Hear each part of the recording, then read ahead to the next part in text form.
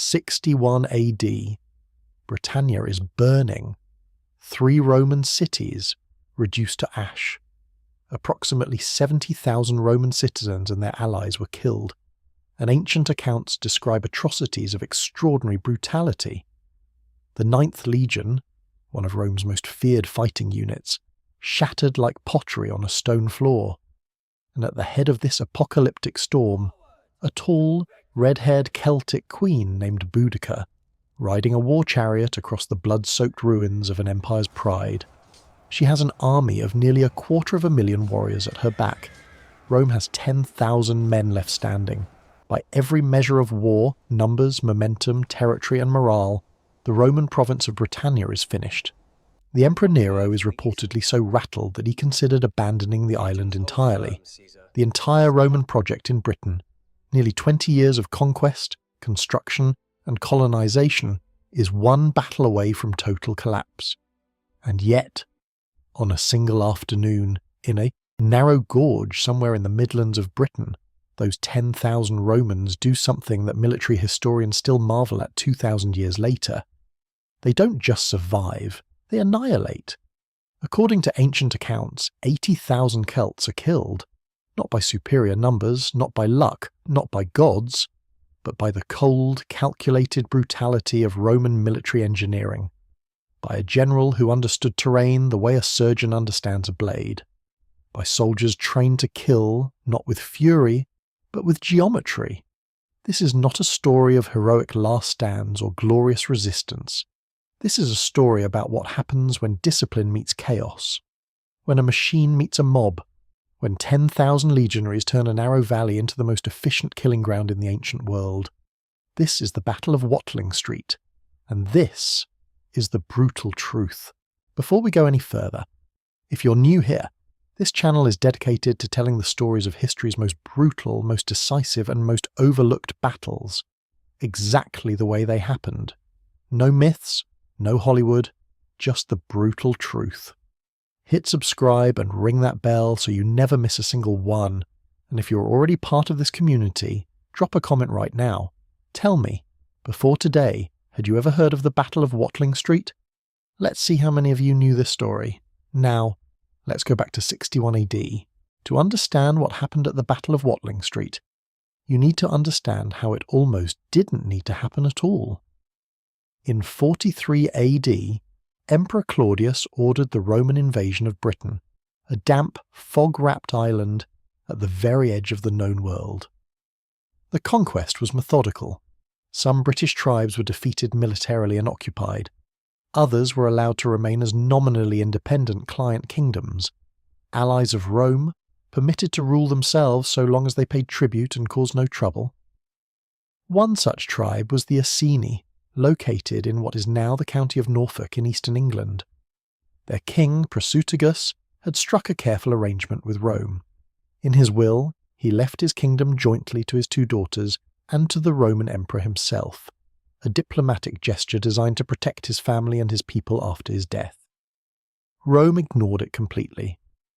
When Prasutagus died, around 60 or 61 AD, Roman administrators moved in and treated the entire Iceni's kingdom as conquered territory. Roman officials seized the lands of Iceni nobles. Roman soldiers flogged the king's widow, a woman named Boudica, in public, and his daughters were brutally assaulted. It was not a military miscalculation. It was a humiliation, a deliberate, contemptuous act by an empire that had forgotten how to respect its own agreements. Rome had created an enemy it would almost not survive. Boudica was no ordinary tribal widow. Ancient sources describe her as physically commanding, tall, fierce-eyed, with long red hair falling to her hips and a harsh, powerful voice. But more than her appearance, she possessed something far more dangerous, legitimate grievance, and the ability to make an entire population feel it. She rallied not just her own Iceni, but also their neighbours, the Trinovantes of Essex, whose own ancestral capital, Camalodunum, had been seized and transformed into a Roman colonial city, complete with a temple to the Emperor Claudius built at local expense, a monument to occupation, planted in the heart of their former kingdom. Tribe after tribe joined the uprising, and when the Roman provincial governor Gaius Suetonius Paulinus was far away on the island of Mona, modern-day Anglesey in North Wales, in the middle of a brutal campaign to destroy the Druid stronghold there, Boudica marched. The timing was perfect. The province was exposed, and the firestorm that followed would shake the Roman Empire to its core. In the next 3 acts, we are going to walk through every phase of what followed.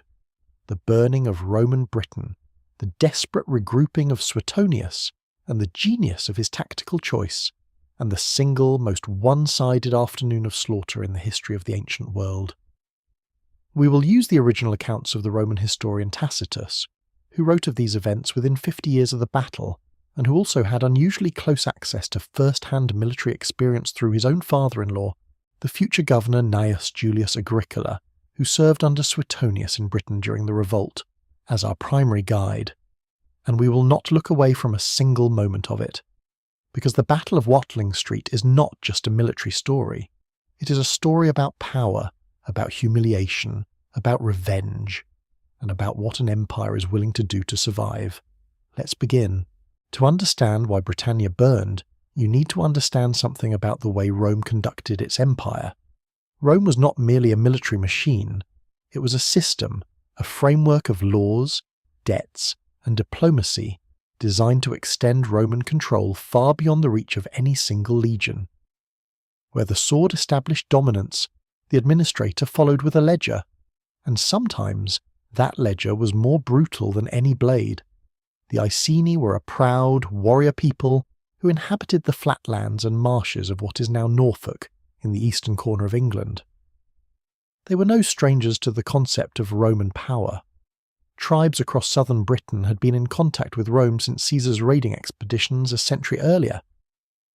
When Emperor Claudius launched the full-scale invasion of Britain in 43 AD, the Iceni again made a calculated decision, not resistance, but accommodation. They accepted the status of a Roman client kingdom. This was not cowardice, it was pragmatism. Client, status meant autonomy. It meant keeping their own lands, their own customs, their own king. It meant survival inside an empire that consumed kingdoms like fuel. The relationship did not remain perfectly calm. In 47 AD, the Iceni briefly revolted when the Roman governor Publius Ostorius Scapula attempted to disarm them. But the rising was suppressed, and their client status continued under Prasutagus. Their king was Prasutagus. He was by all accounts a careful and cautious ruler, a man who understood the terms of the agreement his people had made with Rome, and who worked tirelessly to maintain them. He accumulated some personal wealth, possibly through loans extended by Roman financiers, a common arrangement by which Roman creditors embedded themselves in client kingdoms, creating financial dependencies that would give Rome leverage long after the initial military conquest. Prasutagus walked this tightrope for years, keeping the Iceni stable, keeping Rome satisfied, keeping the peace. And then he died. Around 60 or 61 AD, Prasutagus passed away without a male heir. In what was clearly a deliberate and carefully constructed diplomatic gesture, he left his kingdom jointly to his 2 daughters and to the Roman Emperor Nero. It was a signal of cooperation, a statement of continued goodwill, a bid to protect his family and his people in the only way available to him, by voluntarily sharing power with the empire. Rome ignored it entirely. Under Roman law, there was no legal mechanism by which a client king could bequeath a kingdom that Rome considered at some level its own property. The moment Prasutagus was dead, Roman officials moved in with the efficiency of a machine. The Iceni kingdom was absorbed. Noble families had their ancestral lands seized. Tribal elders were stripped of titles and treated as conquered subjects. Roman soldiers, described by Tacitus in terms of contempt barely disguised as administrative record, occupied Iceni territory with the swagger of an occupying force that has stopped pretending otherwise. And then they went after the family. Roman soldiers publicly flogged Boudica, the queen, the widow, a woman of what Tacitus calls kingly descent, in the open, in front of her people, and her 2 daughters, whose names history has never recorded, were assaulted by Roman soldiers. This was not a military operation. This was a message, a calculated act of humiliation designed to demonstrate, in the most visceral and degrading way possible, that the Iceni were no longer partners of Rome. They were property. Rome had just created the most dangerous enemy it had ever faced on British soil. Ancient sources give us two descriptions of Boudica, both from Roman historians writing within living memory of the events. Tacitus, in his Annals, describes her as tall, fierce in appearance, with a harsh voice and a mass of tawny red hair that fell to her hips. He records that she habitually wore a large golden torque, the traditional symbol of Celtic nobility, and a multicoloured tunic beneath a thick cloak fastened by a brooch. Cassius Dio, writing somewhat later, amplifies the portrait. He describes her as the most gifted of women, possessed of greater intelligence than usually belongs to a woman, commanding in person, terrifying in voice. Both descriptions, filtered as they are through a Roman lens that simultaneously admired and feared her, converge on a single truth. Boudica was not a figurehead. She was a commander, and after what had been done to her and her daughters, she was something even more dangerous than that. She was a cause. The Iceni rallied to her not just out of loyalty to their queen, but out of a collective fury that had been building under Roman occupation for nearly 2 decades. The flogging, the confiscations, the casual destruction of their social order, the debts called in by Roman financiers who had now declared the game over and come to collect everything. When Boudica raised her standard, she was not simply asking her people to fight. She was giving voice to a rage that had been suppressed, swallowed, and quietly endured, and now had nowhere left to go but outward, violently, in every direction. And she was not alone. To the south of the Iceni, in what is now Essex, lived the Trinovantes, another tribe with their own devastating grievance. Their ancestral capital was Camulodunum, the city the Romans called Colchester, which had become the first Roman colonial capital of Britain. Roman veterans had been settled there in large numbers, awarded plots of land that had been seized directly from the Trinovantes without compensation or negotiation. Tacitus describes this land as being taken as captured territory, the Latin term agri captivi, meaning the Romans didn't even bother with a legal fiction.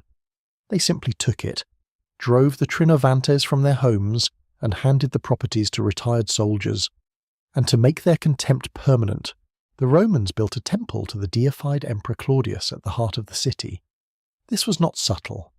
The Romans had taken Trinovantian land, built their city on top of it, and then demanded that the displaced tribe help pay, through forced local taxation, for a monument to the Roman emperor built on what used to be their sacred ground. It was a monument to occupation, planted like a boot on the neck of a people who had lost everything. The Trinovantes joined Boudica without hesitation. Other tribes followed. By the time the uprising was fully formed, ancient sources placed the total number of warriors under Boudica's command at somewhere approaching 250,000, an enormous, passionate, and completely justified army of people who had been robbed, humiliated, and pushed past the final limit of endurance. The fire was lit, and it would not go out until it had consumed everything in its path. The first target was Camulodunum, modern Colchester, and the choice was perfect. It was the symbol of everything the uprising was against, the temple of Claudius, the retired Roman soldiers occupying stolen land, the colonial capital of a province built on broken promises. The Roman residents of Camulodunum knew something terrible was coming before it arrived. Tacitus records a series of omens reported by the terrified colonists. The Statue of Victory fell from its pedestal and lay face down as if in submission. Women in the streets screamed of destruction. The ocean appeared blood-red in the distance. The theatre echoed at night with the sounds of foreign voices.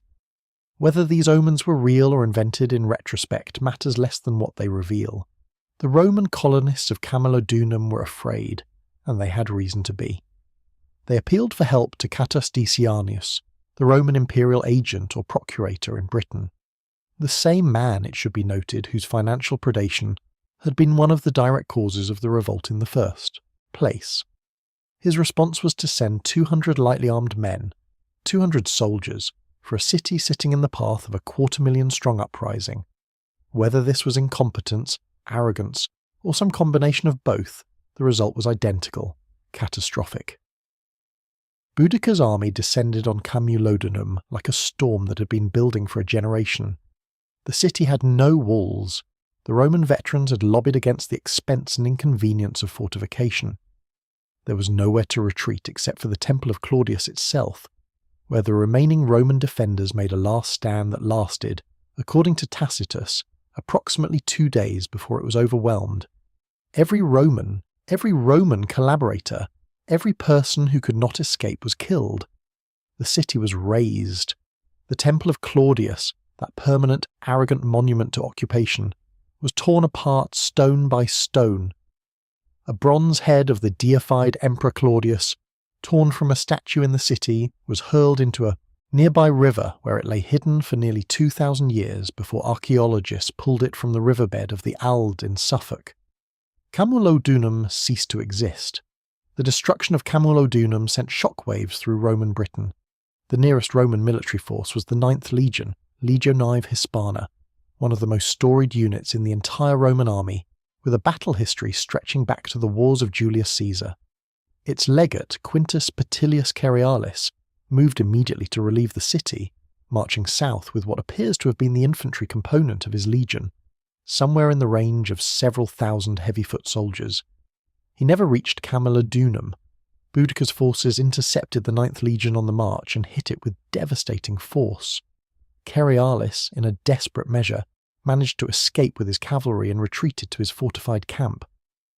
But his infantry, the bulk of his fighting force, was annihilated almost to the last man. The 9th Legion, one of Rome's finest instruments of war, had been functionally destroyed as a fighting unit in a single encounter. It would have to be rebuilt with reinforcements. This was not a skirmish. This was a military catastrophe of the first order. One of Rome's 4 legions in Britain had been shattered. The psychological impact was enormous. Catus Decianus, the procurator whose greed had helped ignite the entire disaster, promptly fled to Gaul across the Channel and was never heard from again. News of Camulodunum's destruction and the annihilation of the 9th reached the Roman provincial governor, Gaius Suetonius Paulinus, while he was still far away on the island of Mona, modern Anglesey in North Wales. He had been in the middle of a systematic campaign to destroy the Druids, the spiritual and intellectual backbone of Celtic resistance in Britain, and he had succeeded. The sacred groves of Mona had been cut down and burned. The Druid order in Britain had effectively been broken. It was the culmination of a long campaign. Then the messengers arrived, and everything changed. Suetonius immediately abandoned Mona and rode hard for the southeast, moving faster than his infantry could follow, escorted by his cavalry. He arrived at Londinium, the commercial heart of the Roman province, the city that would one day become London, ahead of the uprising. But what he found was not a city he could defend. Londinium in 61 AD was a prosperous trading town, not a military fortress. It had no serious walls, no garrison, and he had only a fraction of his forces with him. Tacitus records that Suetonius faced a brutal calculation. The citizens of Londinium begged him to defend them. Among them were the sick, the elderly, those who could not travel and those who simply refused to believe, even at this late hour, that their city would be abandoned. Suetonius looked at the city, looked at the forces available to him, weighed the numbers, and made the coldest possible military decision. Londinium was indefensible.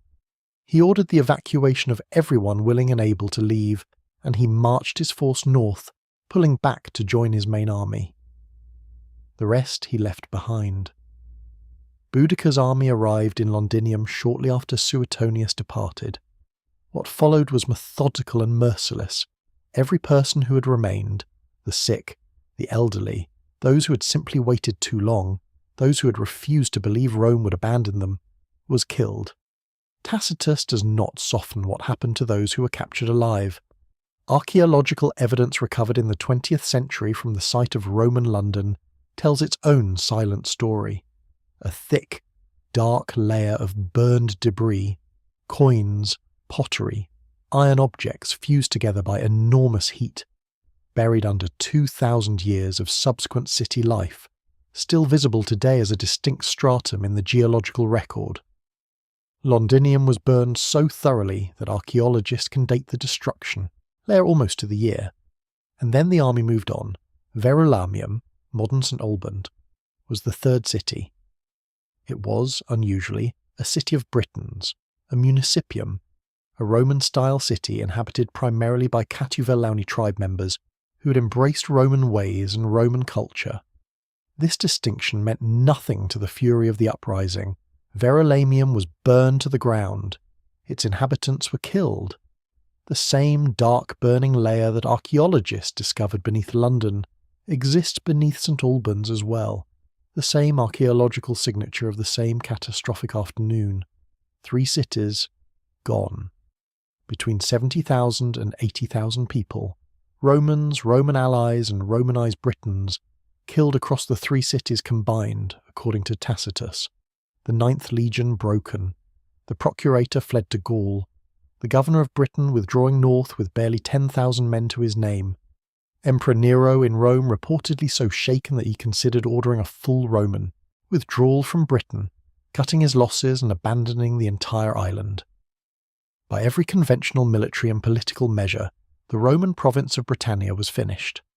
It had weeks, perhaps days, before the last organised Roman force in Britain was either destroyed or driven into the sea. Somewhere in the forests and hills of the Midlands, Gaius Suetonius Paulinus was riding hard through the night, his mind not on retreat, not on evacuation, not on survival, but on a single question that would determine the fate of an empire. Where is the right ground? Quick pause before we get into the tactical genius of Suetonius, because honestly, after watching 3 Roman cities burn and an entire legion get annihilated, I need a second.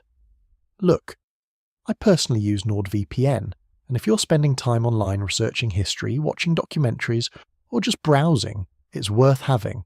It encrypts your connection, hides your activity from trackers, and lets you access content from anywhere in the world. I use it, I like it, and there's a link in the description with a discount if you want to check it out. No pressure, but it's there. Right. Back to 61 AD. Because while Britannia was still burning, one Roman general was riding hard through the night with a single question on his mind, and the answer he found would change everything.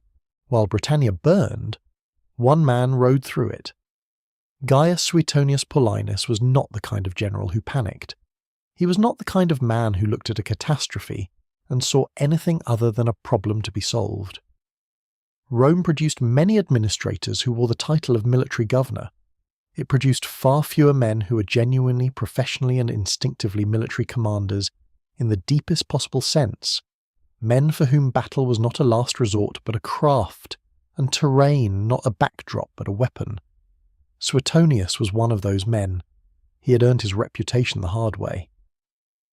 In 41 AD, as governor of Mauritania in North Africa, the region that is now Morocco, he had become the first Roman commander to cross the Atlas Mountains in winter, leading his force through passes that local populations considered impassable in that season. He had achieved this not for any specific tactical objective, but to outmaneuver an enemy who had assumed the mountains would protect them. He had crossed the uncrossable, and he had won. That crossing earned him a place among Rome's most celebrated commanders, and eventually the governorship of Britannia, the empire's most geographically challenging and militarily demanding frontier province. By the time the revolt of Boudica erupted in 60 or 61 AD, Suetonius had been governor of Britain for approximately 3 years. He knew the island. He had spent much of his tenure riding across its roads, mapping its terrain, pushing its frontiers westward. He had just completed a grueling campaign on the island of Mona, modern Anglesey, successfully destroying the Druidic stronghold that had been a centre of British spiritual resistance for a generation. He was, at the moment the messengers reached him with news of the uprising, a man at the height of his military confidence.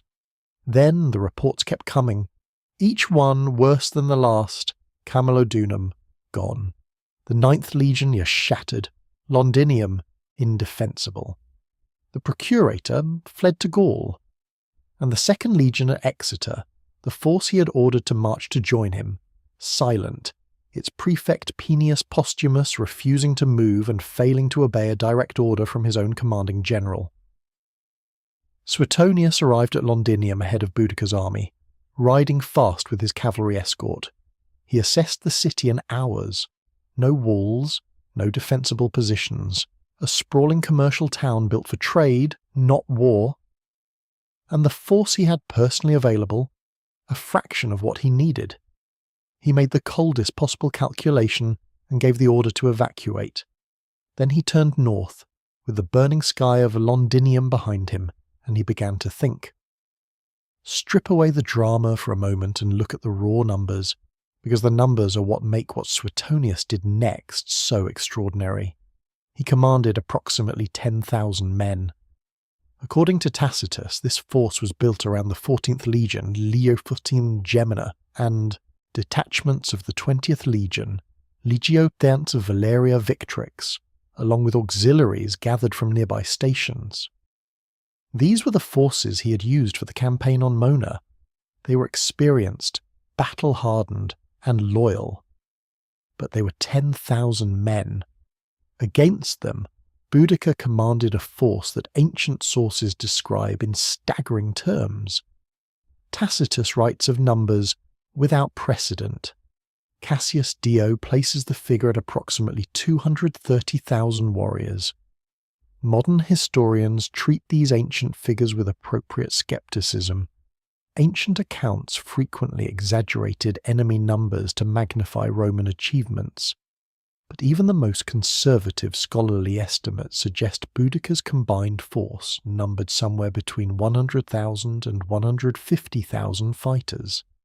The scholar Graham Webster, one of the foremost modern authorities on Roman Britain, estimated approximately 100,000 Britons in the field.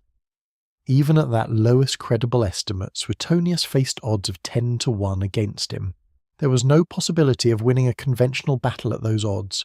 10,000 men deployed in an open field against 100,000 would simply be engulfed, surrounded on all flanks, unable to hold any line, overwhelmed by the pure arithmetic of bodies.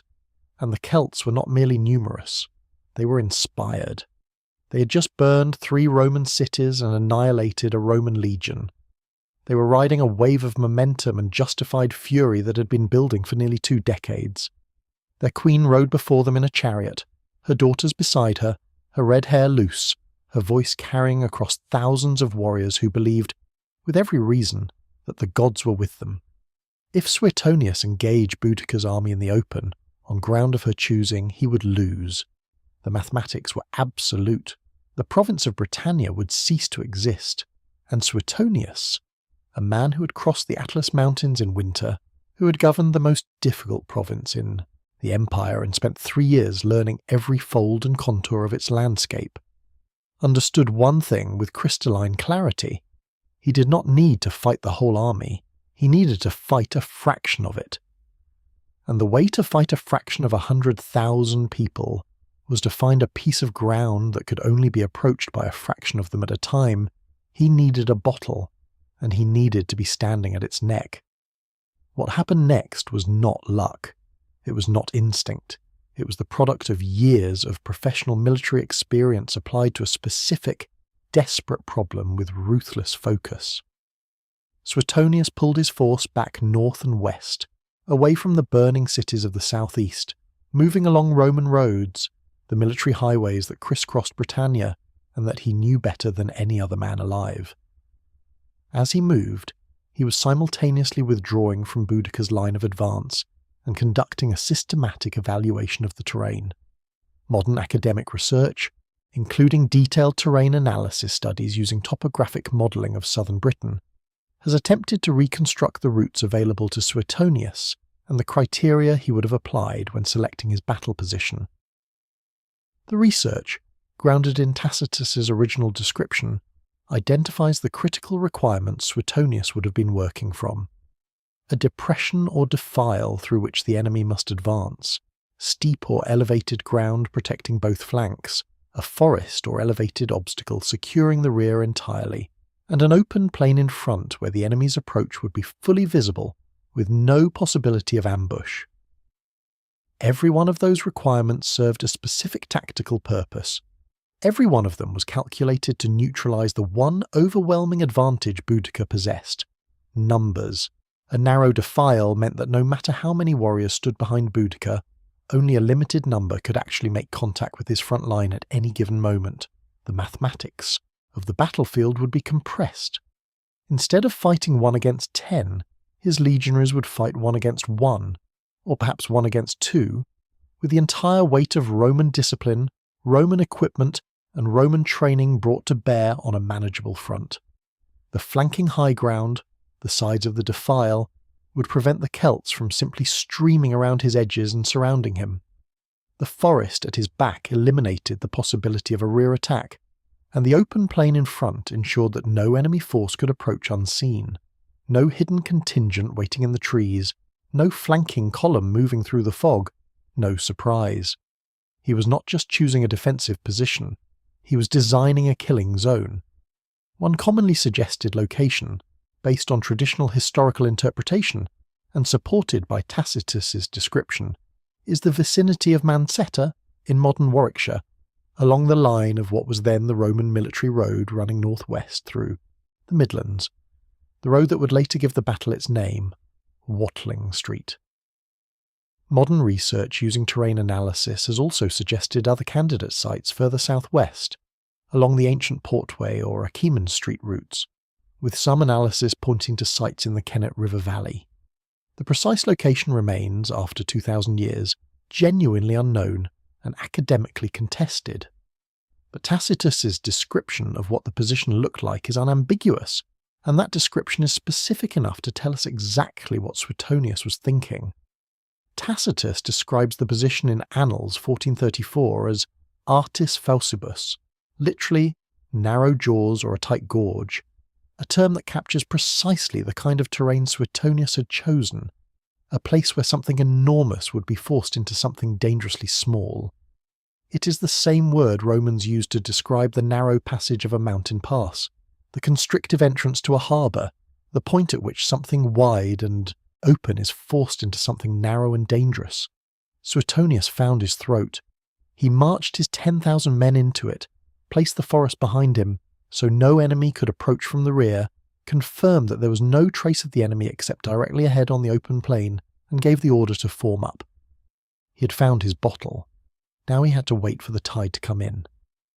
Tacitus describes the Roman deployment with the precision of a man who understood military formations, and he should have, given that his father-in-law Gnaeus Julius Agricola served as a military tribune under Suetonius in Britain during the revolt, and gave Tacitus unusually close access to first-hand military experience from the campaign. The legionaries, the heavily armed professional soldiers of the 14th and 20th legions, each man equipped with a large rectangular curved shield called the scutum, 2 heavy javelins called the pilum, and the short stabbing sword that defined Roman close quarters, combat, the gladius, were deployed in close order across the floor of the defile. Close order in Roman military terminology meant exactly what it sounds like.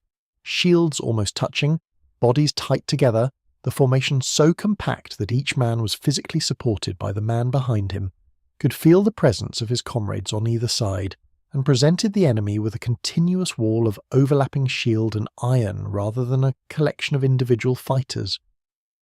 On the flanks of the legionary mass, placed on the rising ground on either side of the defile where the terrain began to climb, stood the auxiliary infantry, lighter armed units recruited from provincial populations across the empire, specialists in fighting on elevated ground and rough terrain.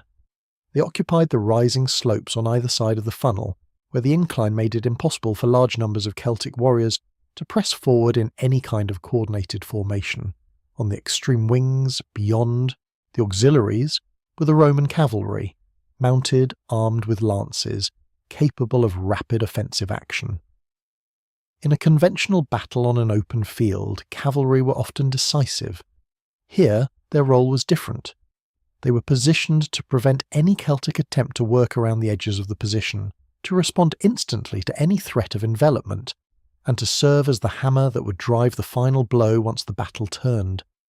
10,000 men, perfectly positioned.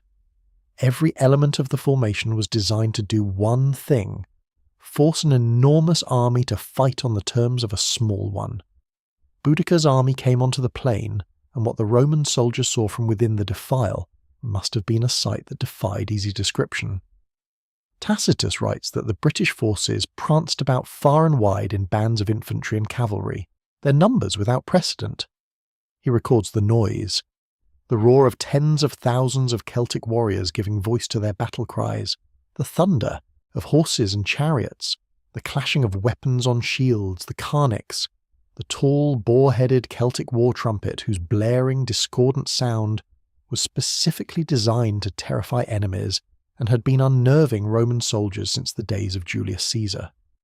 Celtic warfare was, in large part, psychological. The noise, the display, the mass, all of it was intended to break the enemy's spirit before the first blow was struck. And behind the army, placed at the far edge of the plain, was something that told you everything about what Boudica's warriors believed was about to happen. Tacitus records that the Britons had brought their wives with them, seated in wagons and carts arranged in a great arc around the far perimeter of the plain, positioned so they could watch the battle. It was an act of supreme, total confidence. The wagons were there so that the families of the warriors could witness the final destruction of Roman power in Britain. It was also, as history would shortly and brutally reveal, the worst tactical decision of the entire campaign, but we will come to that. Boudica herself drove her chariot across the front of the assembled tribes, her daughters beside her, her voice raised in a speech that Tacitus reconstructs in the annals. She reminded her warriors of what had been done to them. She spoke of the flogging. She spoke of the assault on her daughters. She invoked the names of the gods they had always worshipped before Rome arrived, and tried to replace those gods with stone temples to dead emperors. She did not speak to them as a queen commanding subjects. She spoke to them as one of their own, a woman who had been wronged in the most personal and brutal way possible, who now stood at the front of the largest army ever assembled on British soil, and who had one simple message. Today, we take it back. The roar that followed must have been audible for miles. Suetonius rode the length of his own line as well. Tacitus records his speech, and it is a study in the difference between Celtic and Roman military culture, where Boudica appealed to emotion, to injustice, to the gods, and the memory of what had been taken. Suetonius appealed to professionalism. He told his men to ignore the noise. He told them the clamour and the display were empty. He pointed out that among Boudica's vast host there were more women visible than fighting men, a practical observation designed to deflate the psychological impact of the sheer size of the Celtic army. He reminded his soldiers of something they already knew in their bones, that in battle after battle, for generation after generation, a few Roman soldiers with discipline and the right ground had always broken larger, louder, less organised enemies. He told them that the glory of that day's work would belong not to a great army, for they were not a great army in numbers, but to a small one that had earned the reputation of a great one through what they were about to do, and then he gave the order to hold position, stay in the defile, and wait. This was the final piece of the tactical genius. Suetonius did not advance. He did not extend his line to meet the Celts on the plain where their numbers would have mattered. He held his men in the throat of the gorge in their compact, disciplined formation, and he made Boudica come to him. It meant that the entire 250,000-strong force of the Boudican uprising, every warrior, every charioteer, every tribesman who had walked or ridden from Norfolk, from Essex, from the tribes of the interior, had to funnel down through the narrowing jaws of the defile to reach the Roman front line. They could not spread out. They could not flank. They could not use their numbers. The further they advanced into the throat of the gorge, the more tightly packed they became, the less room they had to swing their long Celtic swords, the less ability they had to manoeuvre, to use their chariots, to do anything except press forward against a wall of Roman shields and iron and discipline that was not going to move. He had transformed a catastrophic numerical disadvantage into a technical problem that Roman military engineering was specifically designed to solve. The army of Boudica reached the far end of the plain and kept moving. The chariots rolled forward. The war cries rose to a crescendo that must have made the ground shake. The horsemen of a dozen British tribes dug their heels in. Tens of thousands of warriors began to run, and 10,000 Romans watched them come, shields up, pilum raised, every man exactly where Suetonius had put him, waiting in perfect silence for the order. The meat grinder was ready. There is a moment in every battle, before the first blow lands after the last order is given, where time seems to compress itself into something almost physical. The air thickens. The noise from across the field rises and falls in waves. Every man stares at what is coming toward him and makes, somewhere deep in the part of himself that has nothing to do with training or discipline or duty, a private calculation about whether he is going to live. For the Roman soldiers standing in the throat of Suetonius's gorge on that day in 61 AD, that moment must have been extraordinary. They could hear the Celtic army before they could see all of it. The carnix, the tall, bronze, boar-headed Celtic war trumpet, was a weapon of sound as much as signal, its blaring, dissonant scream engineered over generations to reach directly into the human nervous system and pull something primal and terrified to the surface. The drums, the war cries, the thunder of chariot wheels and horse hooves on the dry ground of the plain, the sheer, undifferentiated roar of 100,000 human beings working themselves into the focused fury of a charge. And the Romans waited. This is the detail that separates professional soldiers from inspired amateurs in every era of military history. The ability to stand still, the ability to hold the line, grip the shield, keep the formation tight, and let the enemy come to you, even when what is coming toward you sounds like the end of the world, is not a natural human capacity.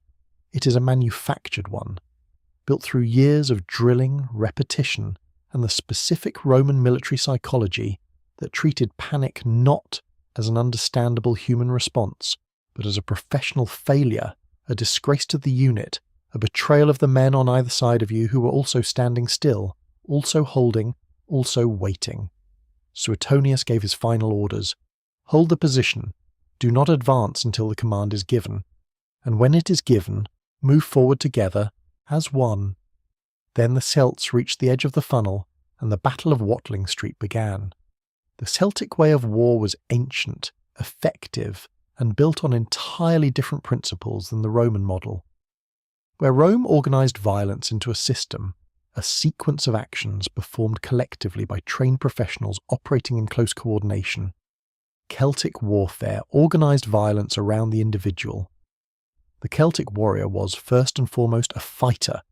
He was often skilled, frequently formidable, sometimes magnificent. Celtic nobles trained from childhood in the use of sword, spear and shield. The Celtic longsword, broader and longer than the Roman gladius, was a weapon of genuine quality, forged in a metallurgical tradition that predated Roman ironworking by centuries in some respects. But Celtic warfare was personal, where Roman warfare was mechanical. A Celtic warrior fought to demonstrate his own courage, to take the heads of enemies as trophies of individual valour to answer the challenge of a visible opponent directly in front of him. The collective charge, the thundering mass of warriors moving together at the enemy line, was designed to break the enemy's spirit through sheer kinetic force before individual combat began. It was a strategy that had worked, with variations, across centuries of intertribal conflict in Britain and across the Celtic world. It required space. It required room to build momentum. It required the freedom to spread, to manoeuvre, to exploit gaps in the enemy line. It required, and this is the central point, an open field. Suetonius had just denied them every single one of those requirements. As the Celtic vanguard pushed into the narrowing entrance of the gorge, the physics of the battlefield began to work against them in ways that would have been immediately apparent to any experienced commander. But by the time it became apparent to the warriors themselves, they were already committed, already moving forward, already packed too tightly by the funneling terrain to stop or turn around even if they had wanted to. The gorge walls pressed inward. Warriors who had been running freely across the open plain found themselves suddenly hemmed in on both sides by rising ground occupied by Roman auxiliary infantry. There was no room to swing around to the flanks. There was no room to deploy chariots. The war chariot, the great symbol of British military prestige, was neutralised entirely by terrain that had not a single flat, open surface wide enough to manoeuvre one. The mass of warriors pressing forward from the plain behind pushed against the compressed mass, trying to advance through the narrows, creating exactly the kind of dense, uncontrolled packing of bodies that is a soldier's nightmare. The crush where your sword arm is pinned by the man to your left, where you cannot raise your shield without hitting the man to your right, where the collective forward pressure of the mass behind you prevents you from stepping back or sideways, and the only possible direction of movement is forward, into the thing that is killing you. The Celtic army pushed deeper into the throat of the gorge, and the Roman line waited for them, immovable, formed up across the entire width of the defile, shields locked, javelins raised. Each Roman legionary carried 2 pila, 2 heavy javelins, into battle. They were not ordinary throwing spears. The pilum was a weapon of specific engineering, designed with a precise and brutal purpose that has rarely been equalled in the history of pre-gunpowder warfare. It consisted of a wooden shaft, approximately 2 meters in total length, topped by a long iron shank, sometimes half a meter or more, with a narrow pyramidal hardened point at its tip. The critical design feature was the relationship between the iron shank and the wooden shaft. The iron section was deliberately made either from softer metal or attached in a way that ensured it would bend or buckle on impact. This was not a manufacturing flaw. It was an engineering decision of profound tactical intelligence. Here is what happened when a pilum struck a Celtic warrior's shield at combat range, approximately 25 to 30 meters. The hardened pyramidal point punched through the wooden and leather shield face. The long iron shank followed it through, with the full weight of the weapon behind it. If the shield was thick enough to stop the point before it reached the body behind it, good. The iron shank, now bent by the impact, locked the pilum into the shield and hung there. The Celtic warrior now had a 2-meter Roman javelin embedded in his shield, its bent iron shank making it impossible to pull out quickly, its weight dragging the shield downward. He had 3 options. He could fight with a shield weighed down by a hanging javelin. Extremely difficult, as the weight pulled his shield arm down and shifted the balance of everything. He was trying to do. He could throw the shield away and fight without it, or he could spend precious seconds trying to deal with the problem while the Romans continued advancing. If the pilum did not stop at the shield, if the point drove through and continued into the body of the man behind it, the result was far simpler and far worse. Now multiply this by 10,000. The Roman front ranks, the first 2 lines of the formation, raised their pila in unison at the order. They were not at the maximum throwing range of the weapon. They were close. In the compressed throat of the gorge, the Celtic front ranks had been pushed to within 30 meters of the Roman line by the sheer mass of warriors behind them. At that range, thrown by trained soldiers who had practiced this single action thousands of times in drill, the pilum was devastatingly accurate. Every Roman soldier carried 2 of them. That meant the initial volley sent thousands of heavy javelins into the compressed front of the Celtic charge at nearly point-blank range. They did not all find flesh. Many struck shields and hung there, bending and dragging. Many found gaps in the shield line. The compressed togetherness of warriors packed too tightly to hold their shields at the right angles and struck bodies. Some passed clean through shields into the men behind them. A few found men who had already thrown their shields away. The front of the Celtic charge dissolved into chaos. Warriors stumbled over fallen comrades. Men fighting with dragging shields crashed into men trying to pull their shields free. The rhythm of the charge, the carefully built momentum that Celtic warfare depended upon, was fractured in an instant.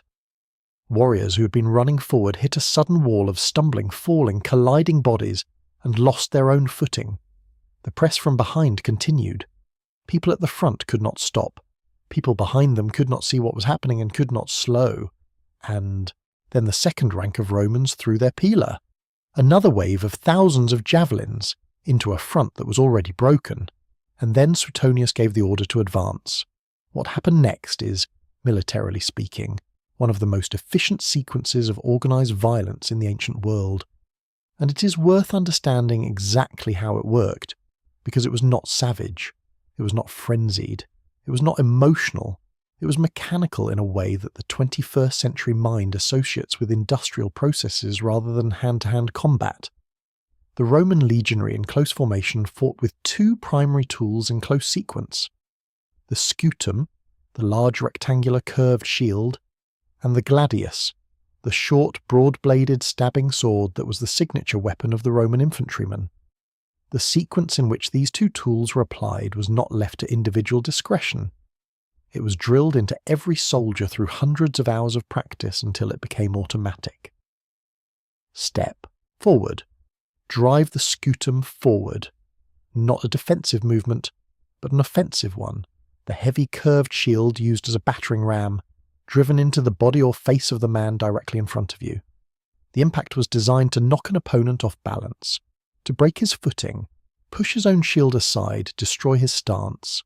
A man whose footing has been broken by a shield impact cannot attack effectively.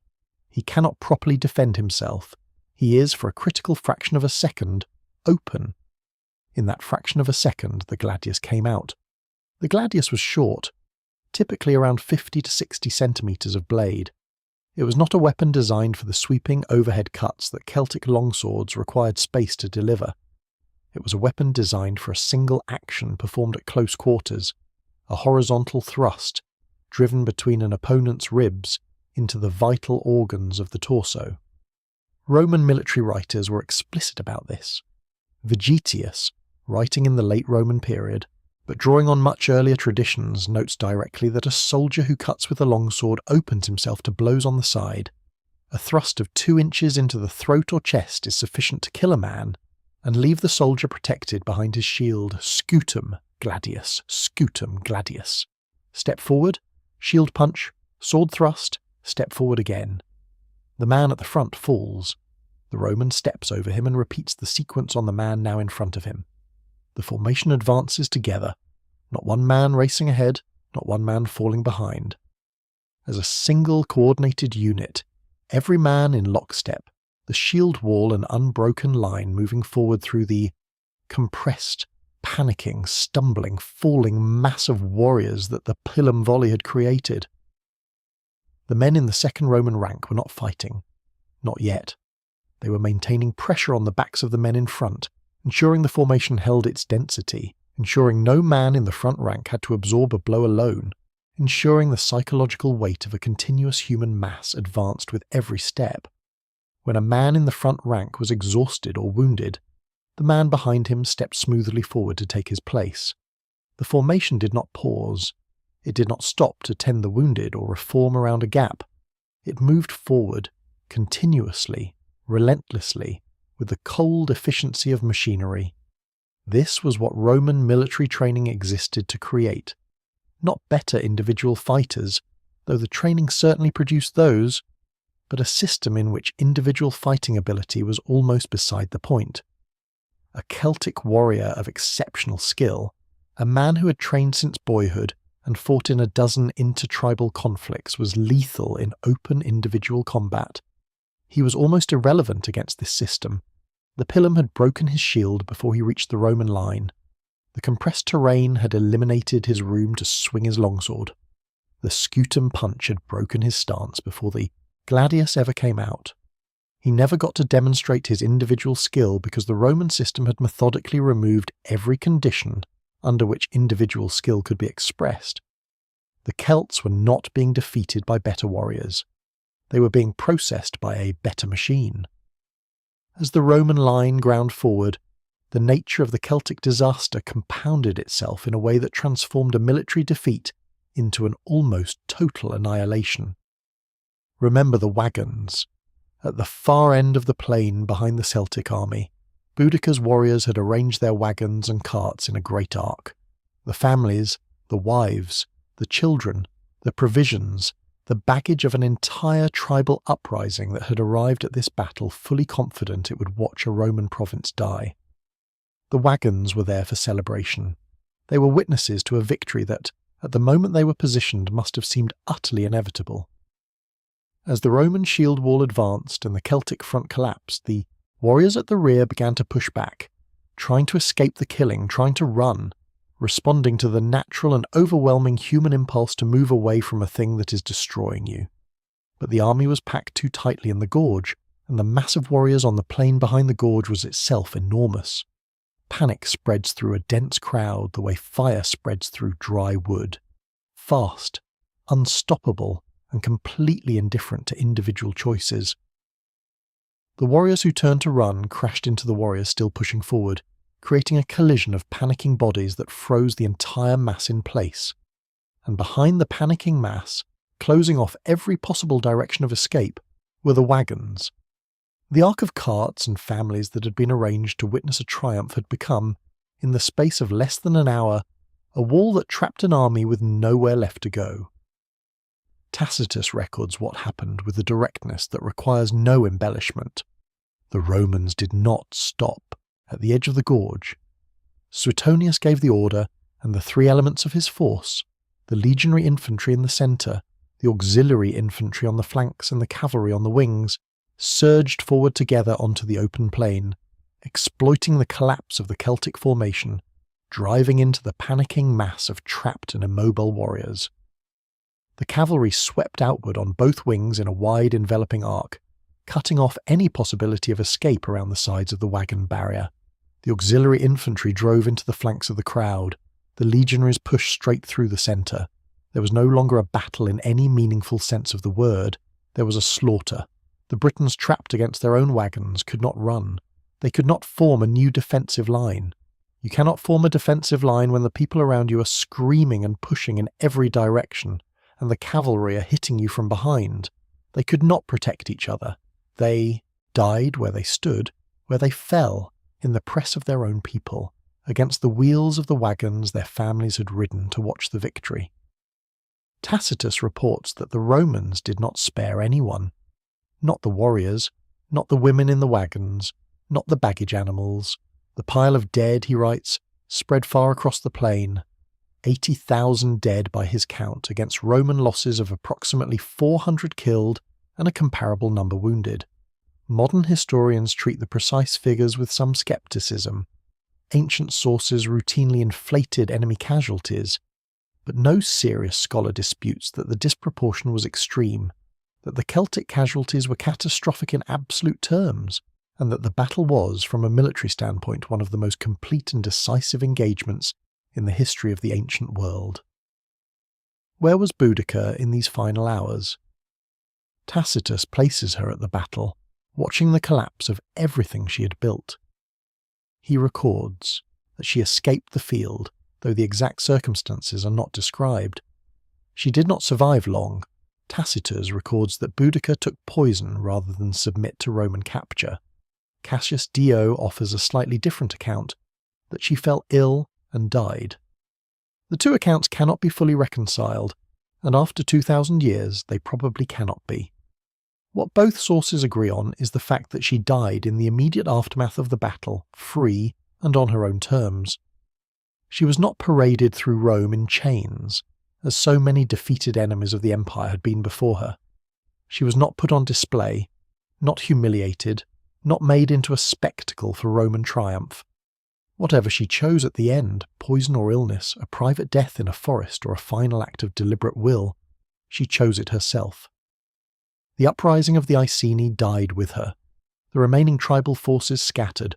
Some attempted further resistance, but without Boudica's commanding presence, without the momentum of 3 burning cities and a destroyed legion, the spirit went out of the rebellion almost immediately. Suetonius spent the following months consolidating Roman control with a severity that would eventually draw criticism even from Rome itself. The new procurator sent to replace Catus, Decianus, reportedly complained to the emperor that Suetonius's continued punitive campaigns were economically destroying the province. The debate about how to govern Britain, harshly or accommodatingly, continued for years, but the province survived. Roman Britain would endure for another 3.5 centuries. Step back from the blood and the numbers for a moment, and look at what Watling Street actually was. It was not a battle between two armies of comparable design. It was a collision between two entirely different conceptions of what organised violence is for. Boudica's army was an uprising, a genuine, justified mass expression of a population pushed past its limits, armed and moving and furious. It was powerful in the way that any expression of mass human will is powerful. It could burn cities, it could shatter a legion caught in the open, it could make an empire reconsider whether a distant island was worth the trouble. But it could not, without the right ground, defeat Roman military engineering in a set-piece battle. Not because of any deficiency in Celtic courage or Celtic skill, but because Roman military engineering had spent 5 centuries developing methods specifically designed to neutralize exactly those qualities: numbers, individual ferocity, momentum, that made tribal armies dangerous. Suetonius understood that, and he found the ground that made it true. 10,000 men, a gorge, 2 volleys of javelins, a moving wall of shields and short swords, and the baggage wagons of people who had come to watch a victory, turned into the walls of a trap. The Roman meat grinder had done its work. The field was silent. The plain that had been shaking with the noise of 250,000 warriors was now a landscape of an almost unimaginable scale of death. Tacitus reports approximately 80,000 Britons killed against Roman losses of around 400 dead and a similar number wounded. Modern historians, as noted, treat these precise figures with measured skepticism. Ancient accounts are not modern casualty reports. But no serious scholar disputes the core of what Tacitus records. The battle was one of the most complete and decisive military victories in the history of Roman arms, achieved against odds that should, by any conventional military logic, have made it impossible. Suetonius did not pause to reflect. He marched. The aftermath of Watling Street was characterised by a Roman severity that even Rome itself eventually found excessive.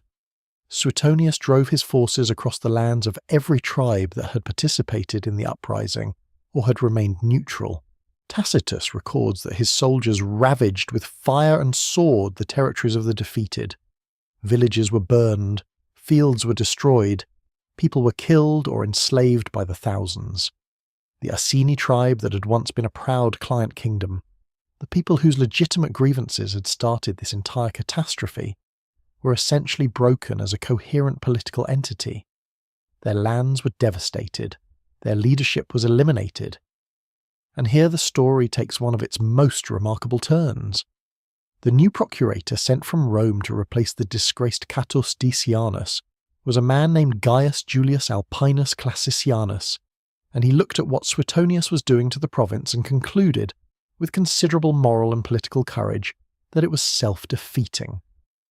If Suetonius continued burning everything and killing everyone, the province would have no population left to govern, no farmland to produce revenue, and no social stability on which to rebuild Roman administration.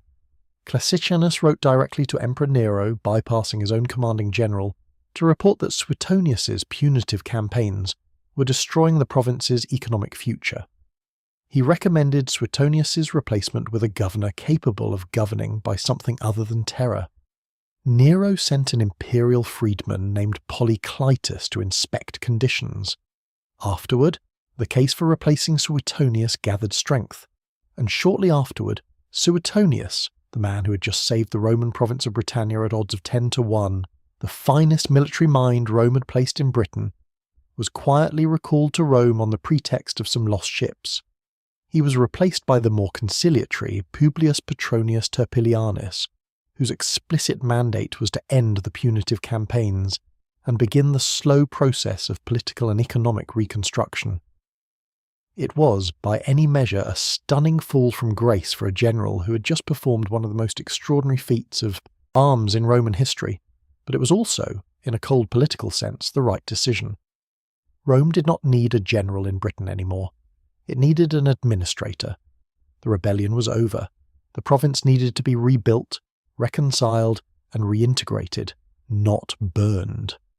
Camula Dunum was rebuilt, this time with proper defensive walls and a protective ditch. The defensive infrastructure that might have saved it during the revolt had the original colonists not dismissed the expense as unnecessary. The reconstructed Temple of Claudius, rebuilt from the ruins of the one Boudica had torn apart stone by stone, would stand as a symbol of Roman authority for the next 350 years. Londinium, the commercial centre that Suetonius had abandoned and Boudica had burned, was rebuilt, and this time it was designated the capital of the Roman province of Britannia, a status it would hold for the remainder of the Roman occupation. Verulamium was rebuilt, its municipium status restored, its people honoured for having died as allies of Rome rather than enemies. Roman Britain would endure for another 3.5 centuries. It would produce emperors, governors, scholars, soldiers, and saints. Its roads are still visible beneath the soil of modern England. Its cities are still inhabited, London, Colchester, St Albans, York, still carrying in the archaeology beneath their streets the faint dark stratum of a burning that happened 2,000 years ago. Boudica died in the immediate aftermath of Watling Street, by her own hand according to Tacitus, or from illness according to Cassius Dio. Her burial place has never been found. Her daughters disappear from history entirely after the battle. The Iceni as a political entity fade from the record within a generation, and yet Boudica did not disappear. She went underground, into oral tradition, into the dim memory of the peoples of Britain, and she re-emerged with remarkable force in the 16th century, when the Renaissance recovery of Tacitus's annals brought her story back to a European reading public for the first time in over 1,000 years. In Tudor England, the comparison between Boudica and the reigning Queen Elizabeth I was immediately and enthusiastically drawn. Here, the argument went, was the ancient precedent for female rule. A British queen who had fought and almost defeated the greatest empire the world had ever seen, who had burned the city that would become London itself in defence of her people's dignity. By the Victorian era, the reinvention was complete. Boudica, often spelled Boudica or Boadicea in Victorian sources, had become not just a British heroine but a symbol of imperial destiny itself, an irony so profound it requires a moment of quiet contemplation. The Queen, who had burned the Roman colony of Britannia to resist colonial occupation, had been adopted as the patron saint of an empire that was, at its Victorian peak, the largest in human history.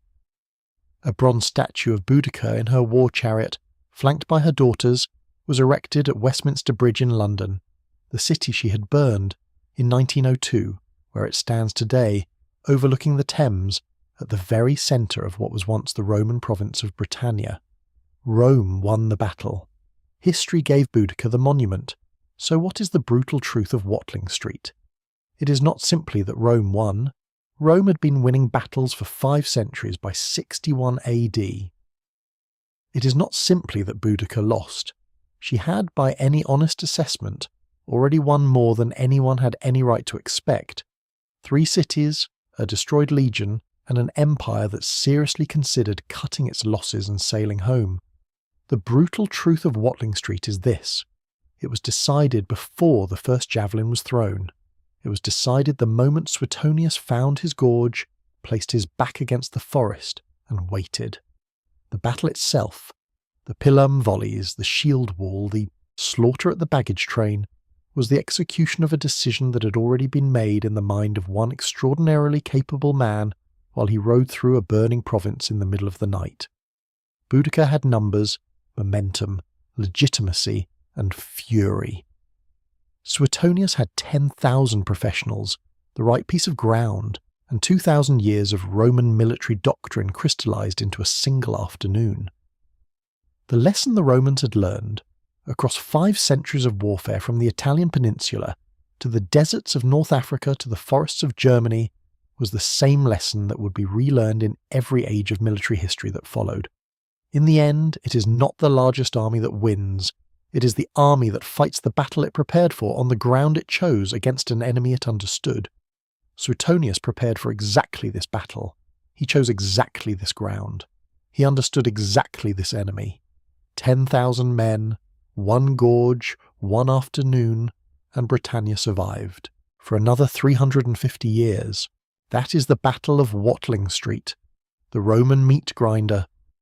And if this story hit you the way I think it did, if you found yourself genuinely stunned by what 10,000 disciplined soldiers did to 100,000 warriors on a single afternoon in 61 AD, then I want you to do 3 things right now.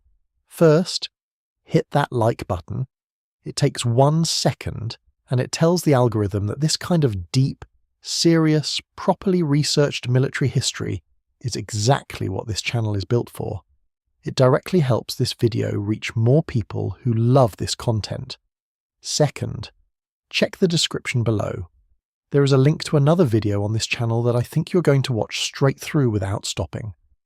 We go just as deep, just as cinematic, just as unflinching on some of the most brutal, most decisive, and most overlooked battles in the history of warfare. Every video on this channel is built the same way this one was.